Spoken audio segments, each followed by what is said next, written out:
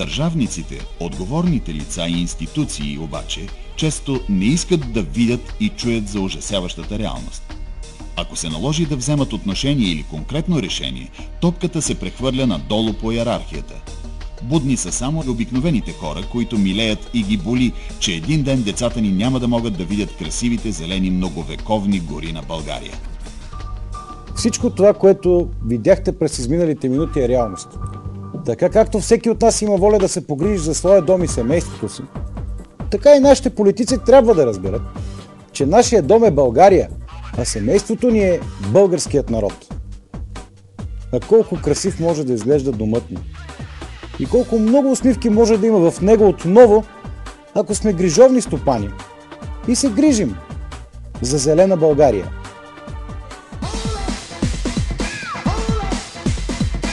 Ако не вземем спешни мерки, нашите наследници трябва да се подготвят да живеят при трудно поносими климатични условия – жега и суша.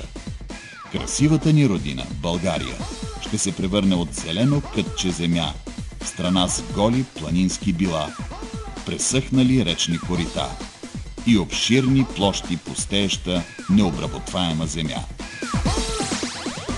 Ако не намерим решение, процесът на унищожаване и гибел на красивата ни природа ще се превърне в необратим.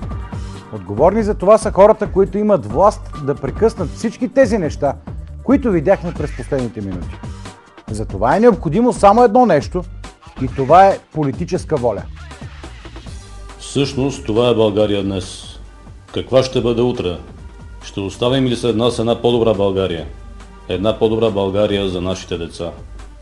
Ние се захващаме с тежката задача, осъзнавайки отговорностите, които поемаме, защото няма друг начин да накараш самодоволната и самодостатъчна си политическа класа да чуе това, което й се говори, освен ако не бъде застрашено статуквото й. Освен политическата класа, изключително брутално отношение към природата има и родния бизнес. През последните години понятията екология и бизнес се намират в постоянен конфликт. В този смисъл бизнесът трябва да поеме своята вина и да започне да се развива в хармония, а не за сметка на българската природа.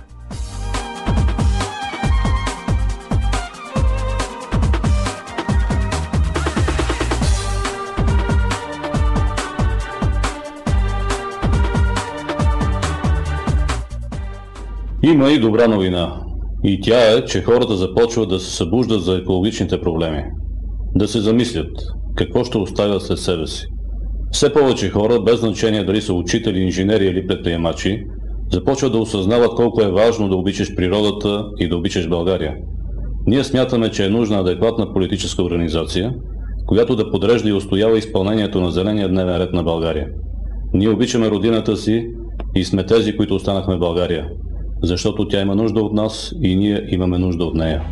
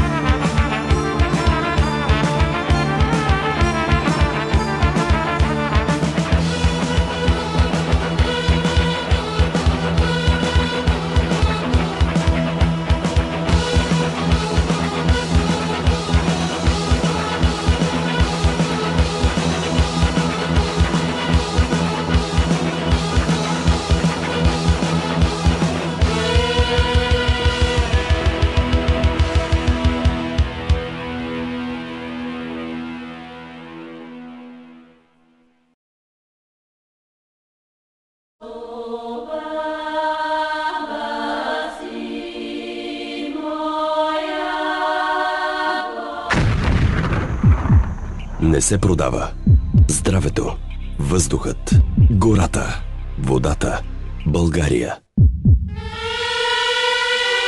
Политическа партия Зелена България. Българските зелени.